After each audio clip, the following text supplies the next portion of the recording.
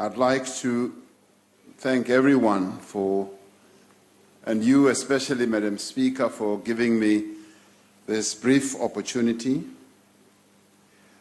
When I walked in, I had occasion to go past where the Chief Justice was robing himself. And as he emerged, I saw him fully robed up with having taken off his tie and suit jacket. I looked at him and I said, Chief Justice, when this position of Chief Justice came up, I said I'd like it to pass me by because of the robing. It's a position that I could have opted for, but because of this robing business, I thought, no, I'm not quite interested in it. But we had a bit of a conversation, and in the end I said, well, I seem to have taken on a much more difficult task, and the Chief Justice laughed at me. So, Chief Justice, it's a real pleasure to have you here, and thank you very much for having changed your program.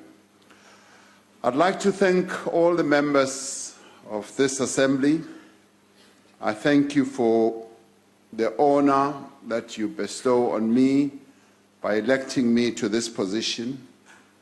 I truly feel humbled to have been given this great privilege of being able to serve our people. I also want to extend my gratitude to leaders of political parties who are here, as well as the media. This, for me, is a truly humbling occasion.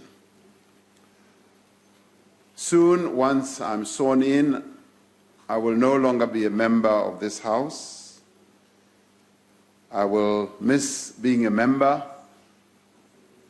but that does not bring this collegiate feeling that I have with all members here, because I will be coming to this House on a regular basis to exercise my accountability as President of the Republic, to answer your questions and to interact with you on a range of matters that affect the lives of our people. One of the things that I will be seeking to do is to have an opportunity, which I started doing when I was appointed Deputy President. I will seek to work with all political parties, and we'll start it off with wanting to have a meeting with the leaders of all political parties so that we can try and find a way of working together. And I'm heartened by some of the sentiments expressed here about working together, which I will want to touch on.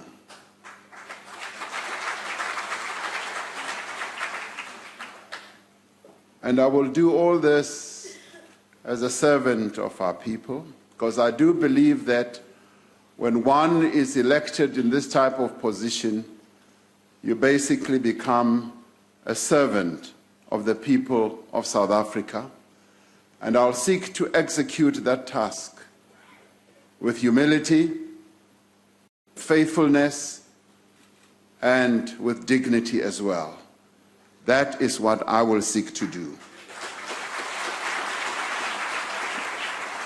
And I'd like to thank all the parties that have spoken. This is not a moment for me to speak, because that moment will be accorded to me tomorrow, I believe. But listening to all the parties who have expressed a whole lot of sentiments here, it is almost like in our culture, when a young man becomes a man, you are given almost instructions. Nga chivenda riri ualaiwa wa vhudziwa uri arali u munna u ita hezwi na hezwi na hezwi, wa dovha wa vhudziwa uri u songo ita hezwi na hezwi. So what all of you have been saying here, it's almost like saying to me, we're offering you advice, we're offering you suggestions. Some have even offered some threats. Honorable, before I get to that, and many of you have spoken about unity, you've spoken about patriotism, you've spoken largely about how we can all work together to improve the lives of our people. That has a great deal of resonance with I believe in and what I intend to do. Now, very briefly, in just responding to some of the good wishes, some of the advice that I've received, Honorable Maimani ends his wonderful words and almost soils them by saying, I'm going to see you in 2019. Now, I think he's running ahead of himself. He's running ahead of himself because, Honorable Maimani, I'm going to be seeing you regularly here in this house on an ongoing basis. So leave 2019 aside. Let us deal with the current moment and work together on how we are going to improve the lives of our people rather than grandstanding, rather than standing on big platforms. That's all I want to say. Honorable Singh, I'd like to thank you. I'm sorry that Honorable Buthelezi is not here, that his plane was recalled back to Durban. I'm sorry about that. I would have loved to receive the good wishes from him as well. The issues that you have raised, issues that have to do with corruption, issues of how we can straighten out our state-owned enterprises and how we deal with state capture are issues that are on our radar screen. Those are issues that we're going to be addressing, and tomorrow we will also have an opportunity to outline some of the steps that we are going to be taking. Honorable Kubisa, I thank you because you went to the heart of the matter by talking about patriotism and how we can work together to put our country first. That is precisely what I, as President of the Republic, would want to do. South Africa must come first in everything that we all do.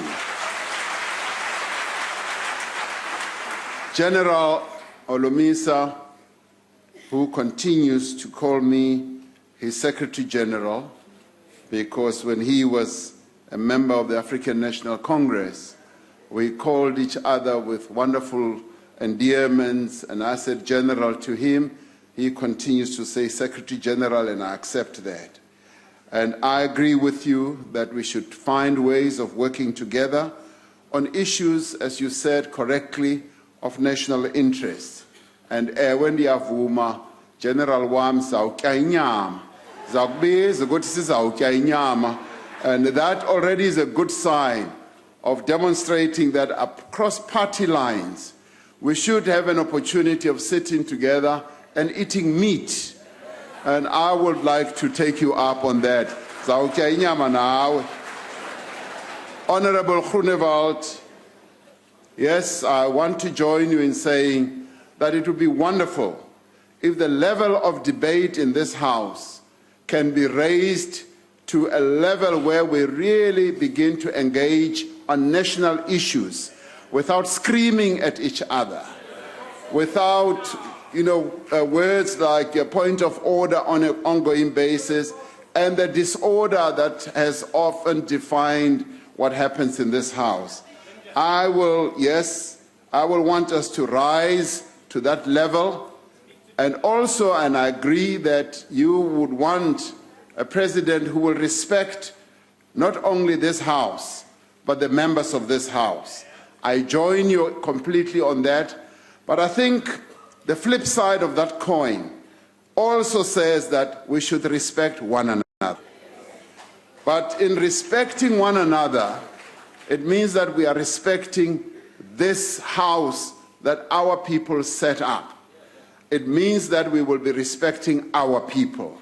So I would say that let's underpin everything that we do here through a great sign of respect to our people, because when our people look at this parliament, they see themselves represented, and they don't want to see disorder, they don't want to see poor levels of debate, they want to see debates that are going to lead to the improvement of their lives. Let us rise to that occasion. Reverend Mishwe and I share a history together. And maybe it's important that we should both confess now. We were at university together, and we both belonged to the student Christian movement. The difference was, or is, that I was his leader when we were members of the student Christian movement, and he followed me. And so it's wonderful that we are both in this parliament representing our people. Yes, Reverend Mishwe, we will pay heed to the advice that you're giving, that we should choose a great team. That's precisely what our people deserve, to have a team that will work for their in their interests. Yes, and also that all of us, it does not only behove on the President, but all of us should be able to work and lead our people with great courage. And that is precisely what we will seek to do. Deputy President of the AIC, yes, you and I were both deputy presidents of our organization. I'm sorry that you've lagged behind a little bit. But I'd like to welcome your very kind words where you say you will support the work that I will be doing, and that you will give as much support to what we will all be doing collectively. So I thank you for that, my dearest DP. Thank you very much. To the leader of the PAC, yes, this is not yet Uhuru. We've never thought that this was Uhuru. What we've always said is that we are going to seek to improve the lives of our people on an ongoing basis. And since 1994, we've done precisely that. The lives of our people have been improving on an ongoing basis, and the commitment that you will find on this side, which commitment I would like you also to be part of, is that all of us should continue to improve the lives of our people and take their lives to a higher level. I'd like to end by thanking my comrade Jackson Mthembu for your most wonderful words. I thank you, and I'm here as a result of the support that I've received from my organization, the African National Congress.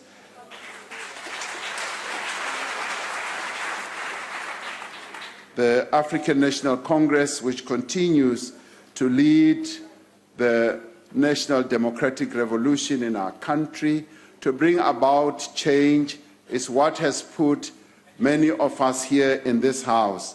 And our intent is to continue, indeed, to improve the lives of our people. And ladies and gentlemen, members of this House, Madam Speaker and Chief Justice, that is what I would like to say at this moment. And thank you all for this great opportunity that I've been given. And I will try to work very hard not to disappoint the people of South Africa. Thank you very much.